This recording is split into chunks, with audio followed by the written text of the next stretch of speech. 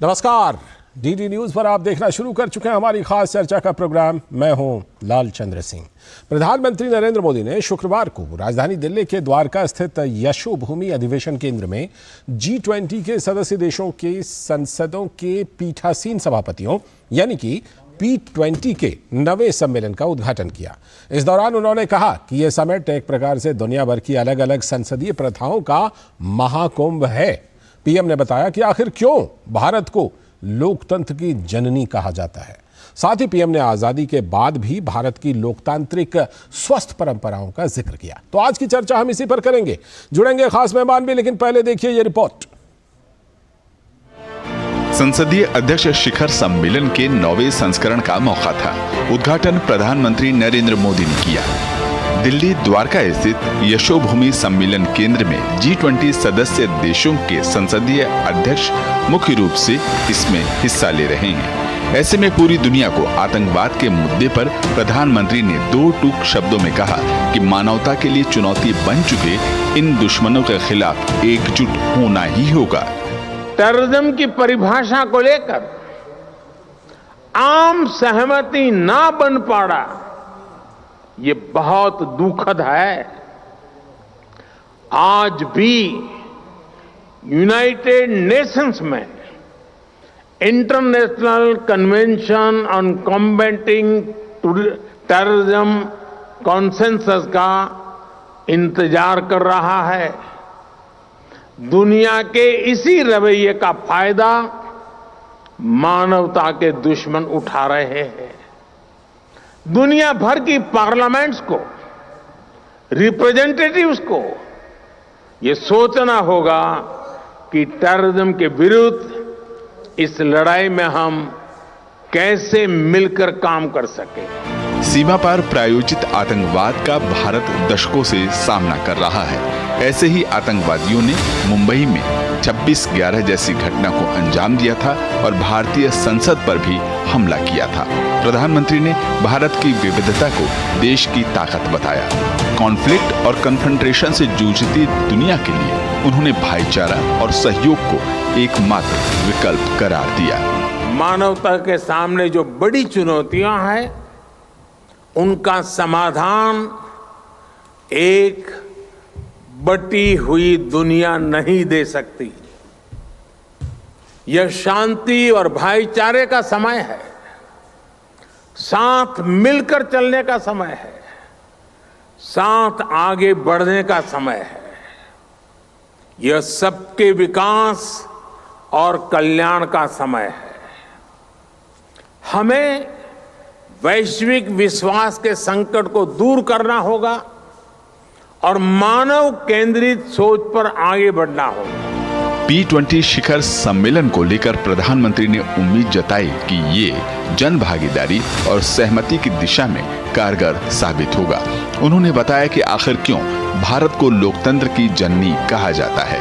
5000 साल पुराने ग्रंथ वेद या फिर तमिलनाडु में मिले 19वीं शताब्दी के शिलालेख, सभी में सभा समितियों का भरपूर उल्लेख मिलता है।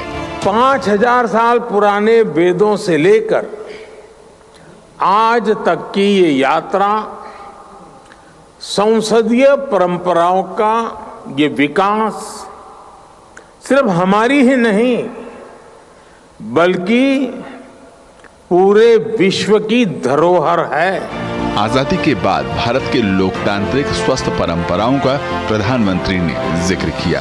उन्होंने बताया कि बैलेट से ईवीएम तक की यात्रा में देश के आम जनमानस का विश्वास लगातार लोकतंत्र में गहरा होता चला जा रहा है। साथ ही यह भी बताया कि साल 2019 के चुनाव में 91 करोड़ यानी 910 मिलियन वोटर्स रजिस्टर्ड थे और साल 2024 तक इनकी संख्या 100 करोड़ यानी 1 बिलियन की होगी। प्रधानमंत्री ने सदस्यों को दुनिया की सबसे बड़ी चुनावी प्रक्रिया को देखने और अनुभव करने के लिए आमंत्रित भी किया। दिल्ली से शैलेंद्र मिश्र के साथ ब्यूरो रिपोर्ट, डीडी न्यूज। और इस सम्मेलन में भाग लेने आए प्रतिनिधि लोकसभा स्पीकर ओम बिरला के साथ संसद भवन में महात्मा गांधी की प्रतिमा पर पुष्पांजलि अर्पित करने के लिए पहुंचे। आप सीधा प्रसारण वहीं से देख रहे हैं।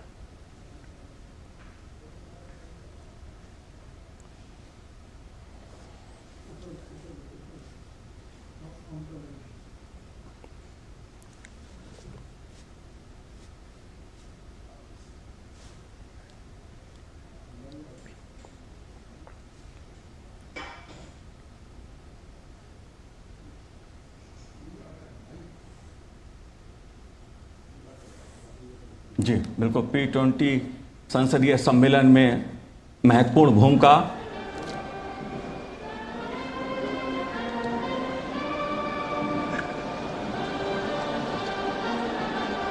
Some more guests trickling in. We have the representative from Oman. And what we can gather from these pictures is that they're all marveling at what a beautiful, magnificent structure our new parliament is, and also getting the opportunity to pay tribute to Mahatma Gandhi, father of nation.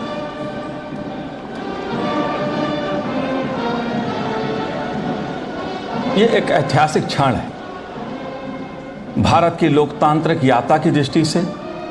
संसद का नया भवन, दुनिया देख रही है कि भारत ने अपनी संसदीय यात्रा को किस तरह आगे बढ़ाया है, किस मजबूती के साथ भारत की संसदीय यात्रा बढ़ी है। 75 साल की संसदीय जो यात्रा है उसको दुनिया भी बेहद रुचि के साथ उसको जानना चाहती है कि भारत ने अपनी इस संसदीय यात्रा को कैसे आगे लेकर बढ़ा है। और शायद वही एक शीतल लगता भी है कि महात्मा गांधी का जो अहिंसा का संदेश है और जो लोकतंत्र के प्रति आस्था है भारतीय नागरिकों की, जिसका उल्लेख प्रधानमंत्री नरेंद्र मोदी जी अक्सर अपने संबोधन में करते हैं, ये इस बात का प्रमाण है कि गांधी जो हैं वो भारतीयों के जीवन में किस तरह रचे बसे हैं। जो भारत की संसदीय यात्रा है उसमें गांधी जी का जो महत्व है वो कितना महत्वपूर्ण है। And not just as a messenger of peace, as Shelly you pointed out, but also as a very strong vocal voice for sustainable development. तो ये सीधा प्रसारण आप देख रहे थे। जो P20 सम्मेलन में भाग लेने के लिए जो विदेशी प्रतिनिधि आए हैं, जो संसद के पीठासीन अधिकारी आए हैं, वो लोकसभा अध्यक्ष ओम बिरला के साथ हमारे यहाँ पर नए संसद भवन में महात्मा गांधी, राष्ट्रपिता महात्मा गांधी की प्रतिमा पर माल्यार्पण कर रहे थे। और अब हम इसके बाद दिखाते हैं कि क्या कुछ इस P20 सम्मेलन में लोकसभा अध्यक्ष ओम बिरला ने कहा और क्या कुछ इस P20 सम्मेलन में खास हो रहा है। P20 शिखर सम्मेलन में लोकसभा अध्यक्ष ओम बिरला ने कहा कि नई दिल्ली घोषणा पत्र को सर्वसम्मति से स्वीकार किया जाना पीएम मोदी की लीडरशिप को दर्शाता है। उन्होंने कहा कि भारत की अध्यक्षता में P20 सम्मेलन से वैश्विक स्तर पर सांसदों के बीच सहयोग बढ़ेगा, साथ ही संसदीय डिप्लोमेसी मानवता के बेहतर भविष्य को आगे बढ़ाने का माध्यम बनेगी। ओम बिरला ने घोषणा की कि P20 बैठक में संयुक्त वक्तव्य को सर्वसम्मति से अडॉप्ट कर लिया गया, हालांकि इसे शनिवार को जारी किया जाएगा। इस संसदीय शिखर सम्मेलन में चर्चा के लिए केंद्रित विषय लिए गए हैं जो मानव केंद्रित हैं। उन विषयों पर इस सम्मेलन में विस्तार से चर्चा होगी और उस चर्चा के बेहतर परिणाम भी निकलेंगे, ऐसी मेरी आशा है। सम्मेलन में सतत विकास लक्ष्यों की प्राप्ति पर, ग्रीन फ्यूचर के लिए सतत ऊर्जा ट्रांजिशन पर विचार होगा। इसके साथ ही विमेन डेवलपमेंट से विमेन लेड डेवलपमेंट तथा पब्लिक डिजिटल प्लेटफॉर्म से लोगों के जीवन में आए बदलाव परिवर्तन पर भी चर्चा होगी। लोकसभा अध्यक्ष ने कहा कि पर्यावरण किसी एक का विषय नहीं है, यह हम सबकी जिम्मेदारी है। उन्होंने कहा कि भारत ग्रीन विकास को प्राथमिकता देते हुए अनेक पहल कर रहा है। नाइजीरिया के महासचिव साहिल अबूबकर ने भारत की पहलों की तारीफ की। भारत सतत विकास लक्ष्य के लिए 2030 एजेंडा तैयार करने और इसके अपनाने और इसके कार्यान्वयन में सक्रिय रूप से शामिल है। सतत विकास लक्ष्यों को प्राप्त करने के लिए हमने विधायी संस्थाओं, मंत्रालयों और अन्य हितधारकों के साथ परामर्श से विकास की नई दिशा निर्धारित की है। One Earth, one family, one future. I think if all leaders of the world can come and accept that we are all one and we need to work together as a family, then all these things will be stopped. And it is a great thing. It is a great focus on the world leaders. It's a great way for the world leaders to come out and find a solution to all this terrorism act. P20 बैठकों के दौरान speaker Om Birla ने द्विपक्षीय मुलाकातें भी की। दक्षिण Korea की नेशनल असेंबली के स्पीकर किम जिन पियो से भेंट की। स्पीकर बिरला ने भारत और दक्षिण कोरिया के मजबूत संबंधों का उल्लेख किया। उन्होंने कहा कि 2023 में दोनों देशों के राजनयिक संबंधों के 50 वर्ष पूरे हो रहे हैं। उन्होंने कहा कि दोनों देशों के बीच राजनीतिक, व्यापार, निवेश, रक्षा, संस्कृति सहित कई क्षेत्रों में दोनों मजबूत साझेदार हैं। साथ ही विज्ञान एवं प्रौद्योगिकी और लोगों के बीच परस्पर संपर्क भी सुदृढ़ हुआ है। पार्लियामेंट 20 समिट में शामिल होने आए इटली, कोरिया, तुर्की, ब्राजील और नाइजीरिया सहित कई देशों के स्पीकर, सांसदों और प्रतिभागियों की धर्मपत्नियों ने दिल्ली में मॉडर्न आर्ट गैलरी का दीदार किया और भारतीय संस्कृति को करीब से देखने का उन्हें मौका मिला। शैलेंद्र मिश्र के साथ राजेश राज की रिपोर्ट, डीडी न्यूज। तो P20 सम्मेलन की क्या अहमियत है और इसमें प्रधानमंत्री ने क्या खास बातें कही हैं, इस पर हम चर्चा करेंगे। अभी वक्त है एक छोटे से ब्रेक का।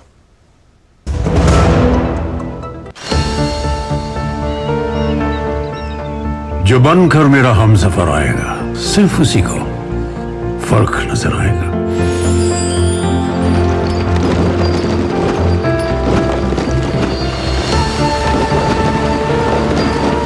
साल, बरस और सदी नहीं, एक युग गुजर जाएगा। उम्र न पूछो वंडर की, जब फर्क नजर आएगा। वंडर सीमेंट, फर्क नजर आएगा। गोल्डी छोले मसाले, जहाँ जाए रिश्ते बनाए, जहाँ जाए रिश्ते बनाए, गोल्डी मसाले। मैं क्या जी, सब जानते हैं, जहाँ दिखे मारियो, अपना समझ के खा लियो। पता है इन्वेस्टर्स के लिए कि इन्वेस्टर प्रोटेक्शन फंड होता है IPF, लेकिन अगर तुम्हारा ट्रेड एक्सचेंज पर एग्जीक्यूट नहीं हुआ या फिर कोई गारंटीड रिटर्न्स वाली स्कीम है तो ये IPF आपकी मदद नहीं कर सकता है। और अगर आपका ब्रोकर ही डिफॉल्टर बन जाए तो फिर IPF आपको कॉम्पेंसेशन दिला सकता है। कहाँ से सीखा? NSE की साइट पर। सोचकर समझकर इन्वेस्ट कर।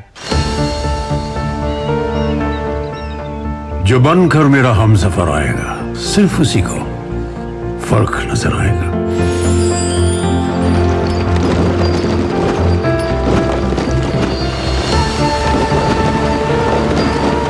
साल, बरस और सदी नहीं, एक युग गुजर जाएगा। उम्र न पूछो वंडर की, जब फर्क नजर आएगा। वंडर सीमेंट, फर्क नजर आएगा। स्वागत है। ब्रेक के बाद हम चर्चा कर रहे हैं आज की किस तरह से P20 जो सम्मेलन है इसकी क्या अहमियत है और साथ में प्रधानमंत्री ने क्या खास बातें कही हैं इस मौके पर। तो हमारे साथ दो खास मेहमान जुड़ चुके हैं। हमारे साथ स्नेहलता श्रीवास्तव जी हैं जो कि पूर्व महासचिव हैं लोकसभा की। बहुत बहुत स्वागत मैम आपका इस चर्चा में। और साथ में हमारे साथ विजय त्रिवेदी जी भी हैं जो वरिष्ठ पत्रकार हैं। बहुत बहुत स्वागत सर आपका भी इस चर्चा में।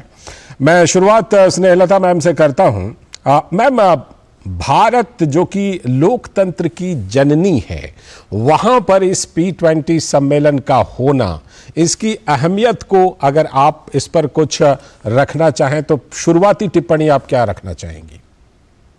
कितना अहम? जी बिल्कुल। P20 जो G20 के साथ इंटरकनेक्टेड रहती है जी, और चूंकि इस वर्ष भारत को यह अवसर मिला जो कि हम लोगों के लिए, सबके लिए गर्व का विषय रहा कि इतनी अभूतपूर्व तरीके से ये बैठक संपन्न हुई। एक कंसेंसस डॉक्यूमेंट निकला जिसमें कि सभी देश जो G20 के थे उन्होंने पे सहमति दी। तो उससे इंटरकनेक्टेड पार्लियामेंट 20 की मीटिंग जिसमें G20 कंट्रीज के ही जो पार्लियामेंट्री स्पीकर्स होते हैं वो भाग लेते हैं और साथ में उनके मेंबर्स ऑफ पार्लियामेंट भी भाग लेते हैं जी। इसमें जो पार्लियामेंट 20 का जो मैकेनिज्म है वो बाद में जोड़ा गया है क्योंकि ये माना गया कि जो पॉलिसी बनाते हैं, जो कानून बनाते हैं, उनको भी हम इस पूरी प्रक्रिया में एक इन्वॉल्वमेंट उनका ज्यादा से ज्यादा होना चाहिए। दूसरा इसमें जो महत्वपूर्ण मुद्दा है वो ये है कि जो सांसद होते हैं, मेंबर्स ऑफ पार्लियामेंट होते हैं, वो जनता के बीच से आते हैं जी जी। और उनके पास जनता की आवाज, जनता के व्यूज और उनका पार्टिसिपेशन, जो ये महत्वपूर्ण मुद्दे हैं, ये जनता के सहयोग के बिना तो होंगे नहीं। तो इसलिए पार्लियामेंटेरियन के थ्रू और पार्लियामेंट के थ्रू हम जो G20 कंट्रीज जो कि 75% जो फॉर्म करते हैं उसका इंटरनेशनल ट्रेड का या इकोनॉमिक एक्टिविटीज का 65% पॉपुलेशन को हम रिप्रेजेंट करते हैं, तो इतने सारे लोगों को हम इस पार्लियामेंट 20 के माध्यम से जोड़ लेते हैं। और जो पार्लियामेंट 20 की बैठक जैसा आपने पहले देखा होगा कि कई बाकी देशों में जहां G20 हुई है वहां हुई है, मैंने भी बैठकों में भाग लिया है, परंतु यदि मैं तुलना करूं कि जो भारत में जो बैठक हुई है जी और जो भारत में जो P20 हो रही है, ये बहुत ही उच्च स्तर की हो रही है। ठीक है, मैं लौटता हूं आपके पास, इसका मुकाबला नहीं है जी। लौटता हूं मैम आपके पास, मैं विजय सर के पास भी चलता हूं। विजय सर, जिस तरह प्रधानमंत्री ने जिक्र किया, देखिए पहले तो उन्होंने जो कहा कि लोकतंत्र की जननी रही है वो तो है ही, लेकिन आजादी के बाद भी यहाँ पर जो स्वस्थ लोकतांत्रिक परंपराएं हैं उसका प्रधानमंत्री ने मजबूती के साथ जिक्र ये कहते हुए किया कि बैलेट से लेकर ईवीएम तक लगातार हमारे यहाँ लोकतंत्र मजबूत होता जा रहा है और आप सभी आमंत्रित हैं अगले साल 2024 में जो यहाँ पर लोकतंत्र का महापर्व है उसके लिए मैं आप सभी को आमंत्रित करता हूं। तो प्रधानमंत्री ने भारत के लोकतंत्र की छवि को बहुत ही मजबूती से इस मंच में रखा है। बिल्कुल, बहुत मजबूती से रखा है और वो जाहिर है। और उन्होंने इस बात को भी कहा कि जब 2024 के चुनाव होंगे तो 100 करोड़ मतलब 1 बिलियन वोटर हमारे पास होंगे हिंदुस्तान में, जो दुनिया में शायद ही कहीं हो। एक बात याद कीजिए आप कि जब आजादी की मिलने वाली थी हिंदुस्तान को, तो उस समय जो अंग्रेज थे वो ये कह रहे थे कि इनको हिंदुस्तानियों को क्या आजादी दें, ये डेमोक्रेसी चला नहीं सकते, अनपढ़ जाहिल लोग हैं। उन्होंने इस बात का जिक्र किया था तंज में। जी जी। उन सबको ये बताने की जरूरत है कि जो दुनिया की सबसे पुरानी डेमोक्रेसी मानी जाती है अमेरिका, उनको 144 साल लगे महिलाओं को वोटिंग राइट्स देने में। बिल्कुल। और जो अपने आप को मॉडर्न डेमोक्रेसी का जनक मानते हैं यूके, उनको 100 साल लगे और भारत ने आजादी के साथ इक्वल वोटिंग राइट दिया। अब तो महिला आरक्षण विधेयक भी पारित हो गया और अब महिला आरक्षण के बाद 33% महिलाओं को भी हमारे यहाँ पर भागीदारी मिल जाएगी, जिसका जिक्र लोकसभा अध्यक्ष ने भी किया कि वुमेन डेवलपमेंट से वुमेन लेड डेवलपमेंट तक। तो ये एक बड़ा है। 17 लोकसभा चुनाव, 300 से ज्यादा विधानसभा चुनाव इस दौरान हुए 75 साल में, और ये इससे बड़ा कोई पैमाना नहीं हो सकता जो लोकतंत्र की मजबूती का हो। और सरकारें बदलती रही हैं बिना वायलेंस के। आपने देखा होगा पड़ोसी देशों में सरकार बदलती है लेकिन कभी सेना आती है, कभी सेना को बदलकर तख्ता पलट होता है। पिछली बार तो अमेरिका तक में हो गया था, कैपिटल हिल पर अमेरिका तक में भी हो गया, लेकिन हिंदुस्तान में लोकतंत्र में सरकारों का बदलाव भी शांति के साथ होता है। जी जी। और ये जो आम आदमी की भागीदारी है, उसने बैलेट पेपर पर भी और ईवीएम पर भी भरोसा किया है और हर बार अपने देश को आगे बढ़ाने के लिए इस लोकतांत्रिक प्रक्रिया का मजबूती से और ईमानदारी से जो है इस्तेमाल किया है। और नेताओं ने भी इसमें बड़ी भूमिका निभाई है, चाहे अलग अलग दलों के रहे हों, लेकिन वो सब लोग मिलकर हिंदुस्तान की रफ्तार को आगे बढ़ा रहे हैं। मैं आपके पास लौटूंगा और स्नेहलता मैम के पास भी जाऊंगा। फिलहाल वक्त है एक ब्रेक का, छोटे से, और छोटे से ब्रेक के बाद लौटकर फिर आप दोनों के पास आता हूं।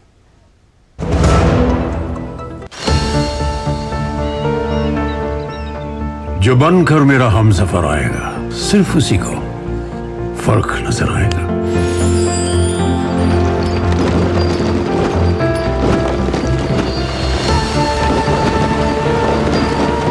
साल बरस और सदी नहीं, एक युग गुजर जाएगा। उम्र न पूछो वंडर की, जब फर्क नजर आएगा।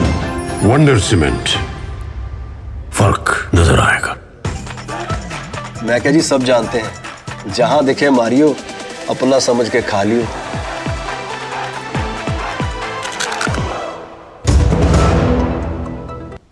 स्वागत है ब्रेक के बाद। सीधे चलता हूं स्नेहलता मैम के पास। स्नेहलता मैम, लोकसभा अध्यक्ष ओम बिरला ने एक शब्द का जो इस्तेमाल किया है, मैं चाहता हूं कि उसको आप ज़रूर थोड़ा सा एक्सप्लेन करें। लोकसभा अध्यक्ष ने कहा कि ये जो संसदीय डिप्लोमेसी है, ये आगे चल करके मानवता के बेहतर भविष्य के लिए बहुत ही अहम है। तो मैं चाहता हूं कि ज़रा वो हमें समझाएं कि वो क्या संसदीय डिप्लोमेसी के ज़रिए विस्तार से आप बताएं कि क्या कहना चाह रहे थे वो। जी, संसदीय डिप्लोमेसी, जैसे हम लोग जानते हैं कि संसद में सत्र होते हैं जहां पे पक्ष विपक्ष की चर्चा होती है, कानून पास किए जाते हैं। तो वो सेशन साल में 120 दिन या उससे ज़्यादा या उससे थोड़ा कम इस तरह से आवश्यकता के अनुसार होते हैं। पर उसके बाद का जो बीच का समय होता है, वो समय एक बड़े ही महत्वपूर्ण काम के लिए होता है। वो है ये पार्लियामेंट डिप्लोमेसी। संसदीय डिप्लोमेसी जो होती है वो सभी देशों का, जो हमारे एक इंटरनेशनल पार्लियामेंट्री यूनियन है और एक कॉमनवेल्थ पार्लियामेंट एसोसिएशन है। जो इंटरनेशनल पार्लियामेंट्री यूनियन है, जिसके की प्रेसिडेंट आज मंच पे बैठे थे, दुआर्ते पशेको, तो उनके वो सारे नेशनल पार्लियामेंट के एक अम्ब्रेला की तरह वो ऑर्गेनाइजेशन काम करता है। और एक तो वो है जो बैठकें करते हैं, जिसमें सभी देश जो उसके सदस्य हैं, करीब 179 और समथिंग ये नंबर है उन देशों का। और उनके माध्यम से सारे देश आपस में मिलते हैं बैठकों में। इसके अलावा बायलैटरल मीटिंग्स भी एक पार्लियामेंट की दूसरे पार्लियामेंट के साथ होती हैं, और उसमें जो मुद्दे होते हैं डिप्लोमेसी वाले, वो सभी चर्चा होती है उस पर। जी, लौटता हूँ आपके पास। विजय सर, आपके पास खास तौर पर एक सवाल ये जरूर लेकर आना चाहूंगा कि प्रधानमंत्री ने ये जो उद्घाटन सत्र था, हालांकि किसी भी इजराइल हमास के युद्ध का जिक्र नहीं किया, लेकिन इस मंच से प्रधानमंत्री ने बहुत ठोस, बड़ा ही जिसे कहते हैं दृढ़ संदेश दिया आतंकवाद को लेकर इस मंच के जरिए। बिल्कुल, आतंकवाद पर जिस तरह से उन्होंने खास बात की, खासतौर से जब अभी इजराइल और हमास का जो चल रहा है, घटनाक्रम चल रहा है, जो आतंकी हमला हुआ, उस पर इतनी ताकत से किसी अंतरराष्ट्रीय मंच पर ये बात कहना, ये अपनी हिम्मत बताता है। मैं एक छोटा सा जिक्र करना चाहता हूँ कि हमारे पूर्व प्रधानमंत्री अटल बिहारी वाजपेयी जब विदेशों में जाते थे तो अक्सर वो आतंकवाद का जिक्र करते थे और वो कहते थे कि ये वैश्विक समस्या है, ग्लोबल प्रॉब्लम है। जी जी। लेकिन उस समय तो वेस्ट के कंट्रीज थे, और जो बड़े कंट्रीज हैं जो आज आतंकवाद से पीड़ित हैं, 9/11 से पीड़ित हैं, वो इसे हिंदुस्तान की लॉ एंड ऑर्डर की प्रॉब्लम बताते हैं। हिंदुस्तान ने आतंकवाद को ग्लोबल प्रॉब्लम के तौर पर पहली बार सबसे पहले समझा था, और उसके लिए एक लड़ाई, सामूहिक लड़ाई लड़ने की बात की थी, जिसको जब सबके जाके पैर न फटे विवाही वो का जाने पीर पराई वाली बात थी। बिल्कुल फटने लगे तो अब सबको समझ में आ रहा है। और अंतरराष्ट्रीय सम्मेलन में जो जैसे T20 का है, उसमें इस बात का जिक्र करना बताता है कि भारत आतंकवाद से लड़ाई लड़ने के लिए कितनी मजबूती के साथ खड़ा हो, चाहे इसके कोई भी रिपरकशन हो। ये चुप्पी नहीं है, ये शांति नहीं है कि अच्छा नहीं मुझे आपके साथ भी रहना है और उनके साथ भी रहना है, हम आतंकवाद के खिलाफ खड़े हो। बिल्कुल साफ साफ स्टैंड लेना पड़ेगा, और वही प्रधानमंत्री ने संदेश दिया है। समय की कमी है। बहुत बहुत शुक्रिया, धन्यवाद जुड़ने के लिए विजय सर, आपका भी, स्नेहलता मैम आपका भी इस चर्चा में हिस्सा लेने के लिए। और इसी के साथ आज के इस चर्चा में प्रोग्राम में इतना ही। नमस्कार।